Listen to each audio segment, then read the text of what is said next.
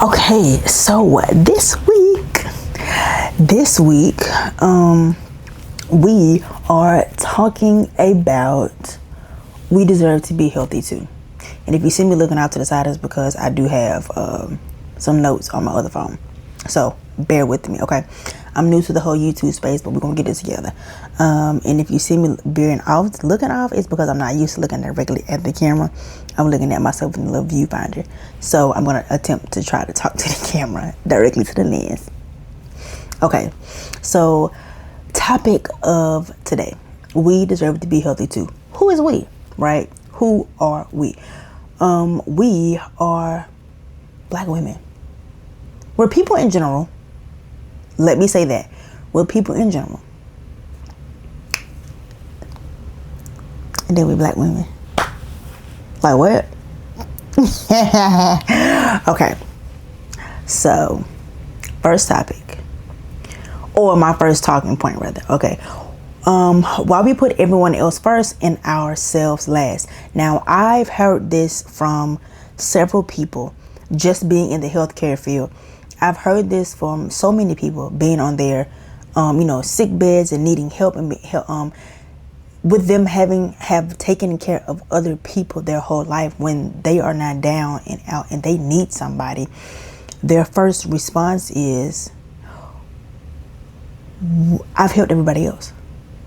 Like I do everything for everybody else, and now it's my turn to be cared for, and nobody's jumping at or running to my aid as I did when they were in their time of need, right? And it can make you feel some type of way, honestly. Let's just all agree.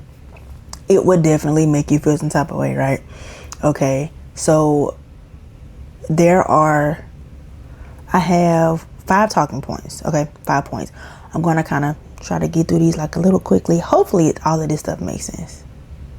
But bear with me, okay? We getting better. We getting better at this. Okay.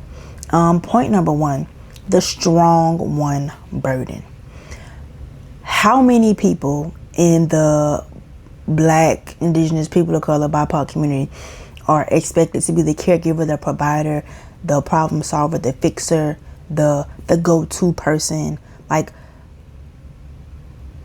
it's always that one person, It's always that one person who puts out so much of their time and so much of their energy and so much of their resources that at the end of the day, when they lay down, they're tired of doing everything for everybody else, and they look up and they've done nothing for themselves. Absolutely nothing. And we don't want that continue to be a cycle, because the strong person needs help too. The strongest one is often the one fighting the internal battles, the stuff that nobody sees. They're smiling out front and they're crying behind closed doors because they probably feel alone. They're always the one who is looked for and expected to be at places and in everything. And when they're not there, it's like, oh, I didn't come to this one thing, so it's now you forget every good thing that I've done, right? Yeah. So I do feel like it takes an emotional toll on the strong person. So check on your strong friends, okay? Check on your strong friends. Point number 2, survival mode versus wellness mode. Many families were taught many families were taught survival because of necessity. I know, like, some of my older relatives in my family, those who come from the Great Depression, baby boomers, and even some of the millennials. I think I'm Gen Z. I think. But even some of them, they were taught to do things and to live life in order to survive and not thrive. I feel like now what would I call it? I feel like now, more so as a people, we're becoming more aware, and it's becoming a hot topic, I guess, to be more self-aware and to be present, and not to just make enough money to survive or do enough things just to get by, but to enjoy. Because even though you're surviving, you're still living your life. Life is still happening. Life isn't stopping. Life, it ain't stopping. So yeah, that's a good one. The difference between this ties into the second one, surviving and truly thriving. So these two kind of go together. Truly thriving, and that may look different for all of us. You know, my success isn't your success, or my version of success that I have in my head might not even amount to the version of success that you have in your head. But that's based on where you see yourself, right? And the dreams and the goals and the aspirations that you have for yourself and for your future and for your family and the things that you want to accomplish. And that's fine. I think it first starts up here in the mind, right? Because if we can get you can get your mind healthy, everything else will follow. Everything else will follow, right? Okay, point number 3. Why do we delay health care? We're scared of the unknown. We are scared of the unknown. Fear of bad news. It might be for some people financial concerns. It might be lack of trust in the healthcare system based on what you experienced or what you've seen one of your loved ones experience when they were going through a trying time in their health. And you might, again, the strong one, you might be too busy taking care of other people that you aren't making time to take care of yourself. I don't ever want to be in the position that my health is taking a decline and it's going down because I'm trying to be the strong person for everybody else. I don't want to live that way. I don't want that to be a thing. I want to be able to give you what I have from a healthy place. And I'm able to help you get healthy because I myself took the time to take care of myself, to do the necessary things that need to be done. Go to my wellness checkups, get the scans, get the blood work, get the test, get it all. You know, take care of you so that way when you do pour into other people, you're pouring from a whole place, you know, and you're not giving drips and drops of information and care and resources, but you're giving from a complete and full place because you have poured into yourself first, right? All right, talking point number 4. Point 4. What happens when we ignore ourselves, right? Stress-related illnesses. Stress causes a lot of illnesses that really could be prevented. Because again, all this kind of keeps going back to point number 1, right? The strong one.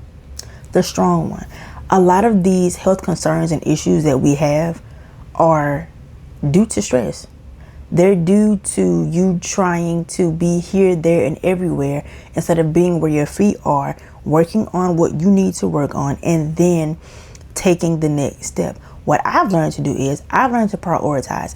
I do what absolutely needs to get done. If I have a deadline for something, I get that done first, right? If it's within the time frame that it needs to be done, I get that done, or I at least start prepping on it and with it and for it, so that way when the time comes closer, I'm not scrambling trying to figure out a thought and idea. No, I have a thought, I have structure. Now I just need to put it all together. That helps. High blood pressure. High blood pressure. High blood pressure. Like, yes, it's hereditary, but it's also preventative. Diet, stress. Like, you see, it's preventative. Of course, if you have been diagnosed with high blood pressure, please take your medicine. Take your medication. But in taking your medicine, that is something that is maintenance, right? The medication is your maintenance. That's what you need to take. Also, what you can do is eliminate the external factors that are causing you stress, that are causing your the rise in your blood pressure. Whether that be you're trying to carry everyone else's burdens, you hold the weight of the financial responsibility for the home. You are driving all your kids to soccer practice and picking them up and then going home and having to cook dinner, and you don't have no help from, your family or your spouse or your kid's father, whatever the situation may be. Attempt and at least try to eliminate the external factors to the degree that you can and that is reasonable for you to be able to lower those stress levels, right? I think that makes sense. That does make sense. Burnout and exhaustion. That is what it is. Your body needs rest. My friend made a post today. Take a break. It's okay for you to take a break. One thing about me, and if you know me, then you know, I'm going to take a nap. A nap is going to be had. Okay? I live for a good nap. I live for a good nap. Because I'm not finna let you stress me out. No, I'm about to go in here and lay down. And when I'm done, then I'll come back and I will attend to whatever needs to be attended to. I can't be everybody fire putter outer. I think I made that up. Fire putter outer. It sticks. I like it. We're going to go with it. You can't be the rescue squad for everybody. You cannot prioritize, get your stuff in line, tackle it within a reasonable time frame, right? Within a reasonable time frame for you that works and revolves around your life, right? It causes less stress that way. Causes less stress. And point number 5, last but not least, choosing yourself without feeling guilty. Self-care is not selfish. Again, you pour into yourself so that you can pour into people from a whole and healthy place, right? A whole and healthy place. Whether it looks like getting your toes, your nails done, getting a massage, getting you a facial, getting your hair done. Like, sometimes not having to do your hair is such a weight lifted off. Such a weight. If that looks like going for a walk in the park, if that looks like reading your favorite book, if that means riding your bike, if that means working out, if that means driving around the neighborhood in your car by yourself without the kids, then do that. Self-care is not selfish, and it's different for everybody, right? It's based upon your lifestyle, what you're able to maintain, and what actually fits into your schedule. It's not selfish, it's self-care. Your family needs the healthiest version of you. Again, pouring from a whole and healthy place. Whole and healthy place. And we're going to take small steps to prioritize your health. One thing that I find to be very beneficial when just talking with people and doing what I do at Khya Health, I find it very interesting that a lot of people have the same issue. It is they try to do the big thing instead of doing the small things. The small steps give you momentum. The big thing is the bigger picture at the end, right? It looks like I'm going to walk for 30 minutes a day on the treadmill 3 times a week. Just 3 times a week. Set a time, set a place, set a goal, knock it out. Set a time, set a place, set a goal, and execute. If that don't work, get you an accountability partner. Get somebody that can hold you accountable. Hey, did you go walk on the treadmill today?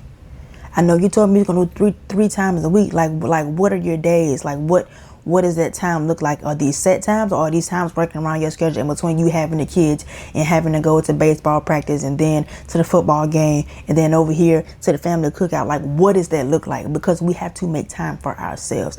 Get somebody to hold you accountable. Focus on the small things. Whether that looks like cutting out sodas for Okay, I was talking to a client the other day, you like sodas, right? Or sweets in general. What doesn't work for you is cutting everything out cold turkey, because you'll do well for a while, but then you get that urge or you get that emotional feeling and you binge. And you look up 2 weeks later, you drunk 24 packs of a Sprite and Coca-Cola, and you had 5 packs of Turtles and Laffy Taffies. Like, no, let's make lifestyle sustainable changes. If that looks like, I'll use me for an example. I have a nutritionist, and she helps me with my diet and with my calorie intake, with my water intake, with getting my steps and my goals. So that is my accountability, right? Recently on a call, she was like, hey, let's try to cut those energy drinks down to 3 times a week. I said, oh, okay. I was a little reluctant at first, but when I sat down and I thought about it, well, I only work out 3 times a week. Monday, Tuesday, Thursday, right?